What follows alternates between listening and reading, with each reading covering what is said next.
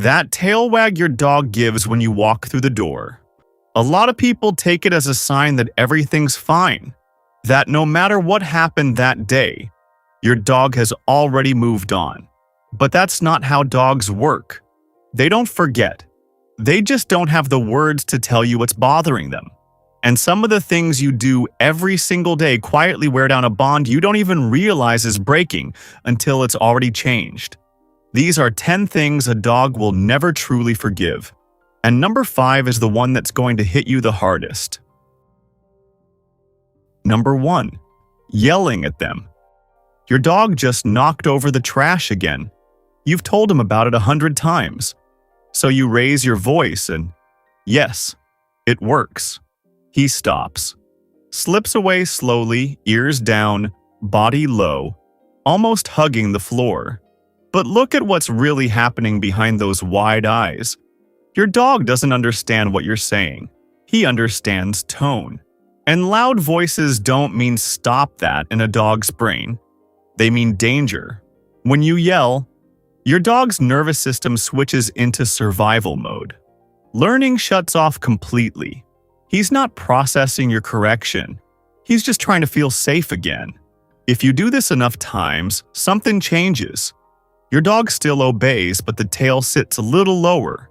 Eye contact starts to fade. He begins to obey out of fear, not trust. And that difference matters a lot more than you think. Number 2.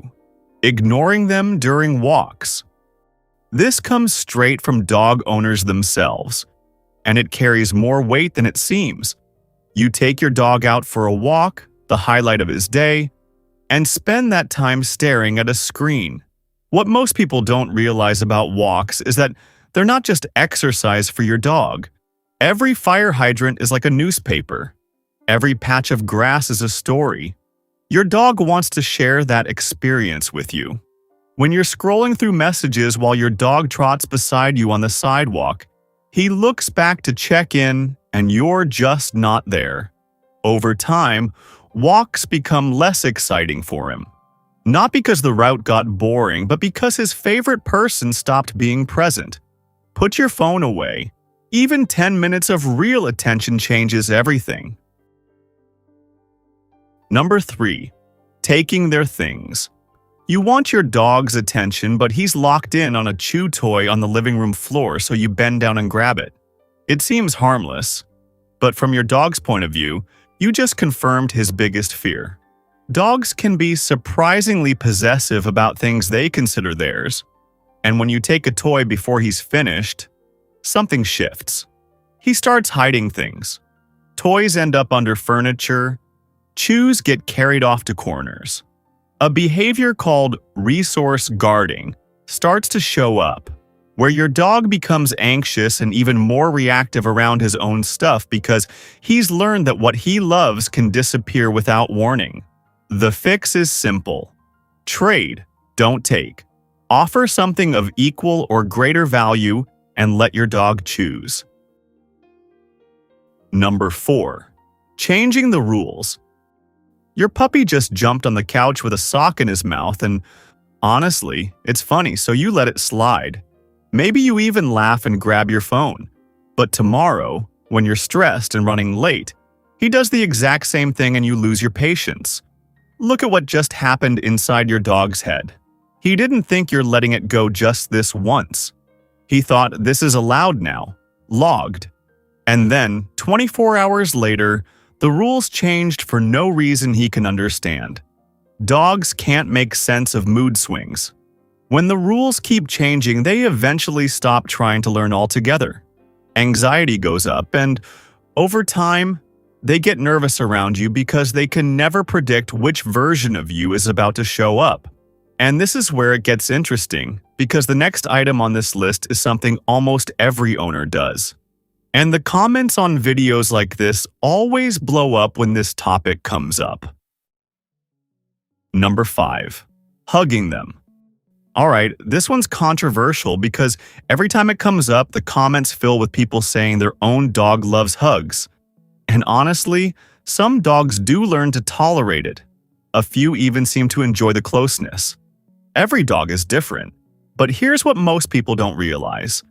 Dogs don't hug each other. They physically can't. The closest thing to a hug in canine body language is when one dog pins another to the ground during a fight. So when you wrap your arms around your dog, like a big Labrador sitting on the living room floor, for example, many of them read that as being physically restrained. The body stiffens, they lick their lips, they yawn. These are all stress signals that go unnoticed because owners are too busy enjoying the moment. Watch your dog closely next time. If he leans into you, relaxes his muscles, maybe even closes his eyes, he's probably one of those dogs that truly feels safe. But if he freezes, looks away, or tries to pull back, even slightly, he's telling you something important. Ignoring that message slowly wears down trust over time. You know something your dog would absolutely love you to do? Hit like and subscribe to the channel. He'd love knowing you're learning more about him. Now let's move on to something a lot of owners do without even realizing it. Number 6. Punishing them too late. You get home after work. The kitchen trash is all over the place. You call your dog over and scold him firmly, saying, "Bad dog."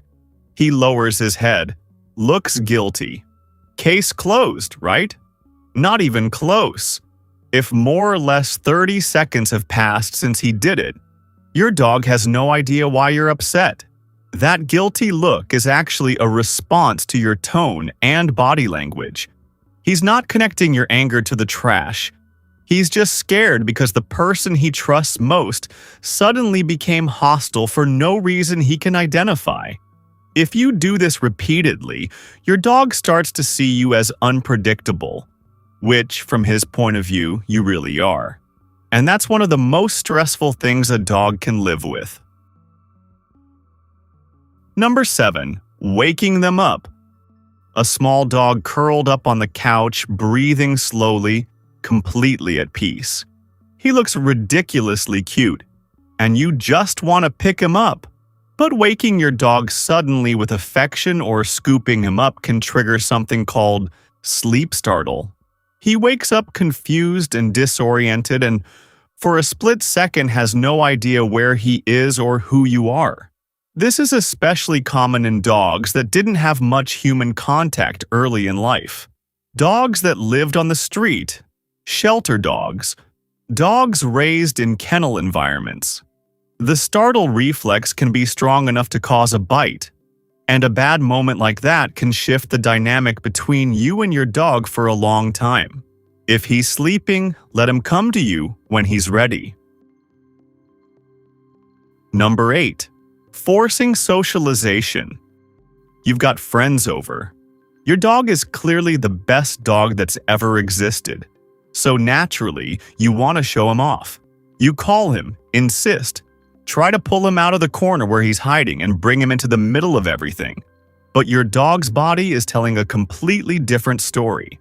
Tail tucked, ears pinned back, trying to make himself small near the door. If your dog seems hesitant to meet new people, forcing the situation doesn't fix shyness. It confirms fear. Every time he's pushed into something that overwhelms him, he starts associating new people and new environments with anxiety. And that association can last a lifetime. Go at his pace. Let him observe from across the room. Let him choose when to approach. One calm greeting in a quiet space builds far more real confidence than a house full of strangers ever will. Number 9. Using the crate as punishment. The crate should be your dog's safe place. His little corner. The one space in the house that's completely his. But the moment you start sending him there out of frustration, that meaning collapses. You're trying to get things done, and your dog keeps nudging you to play. You lose your patience and tell him to go to the crate. You know he didn't do anything wrong. He just wanted your attention. But your dog doesn't understand that. All he knows is that you were upset, and that the crate is where your frustration sends him. Next time you want him to rest there for a nap or while guests are over, don't be surprised if he hesitates at the door. When a dog associates the crate with punishment, he starts to assume every trip there means something bad happened. The crate stops being a bedroom. It becomes a warning. And dogs hold on to the emotional memory of a place for a long time. Number 10. Rejecting their love. A dog running toward the door, tail spinning, whole body wagging as his owner walks in after work. That greeting is one of the best feelings in the world. But when you're on a call, carrying groceries, or rushing out the door in the morning, that same excitement becomes inconvenient. So you push him down. Sigh. Say not now in that tone dogs pick up perfectly. Here's the thing. Your dog learns how to behave by watching how you react to what he does. And if he keeps seeing frustration or rejection every time he tries to show love, eventually he stops trying. Without realizing it, you can end up training your dog to never greet you at the door again. Never bring you a toy. Never jump on the couch to be close to you. A study from 2020 from the University of Helsinki looked at thousands of dogs and found that 70% showed consistent signs of anxiety.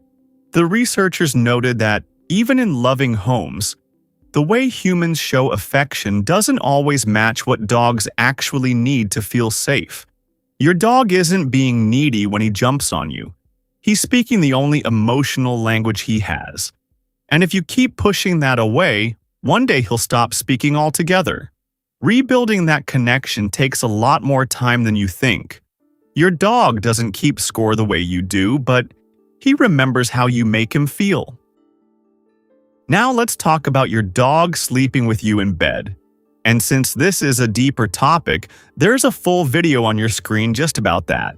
In that video, it breaks down the 10 different ways your dog sleeps with you and what each one means. Most people have no idea about this. Click on the screen and stay with me in the incredible world of dogs.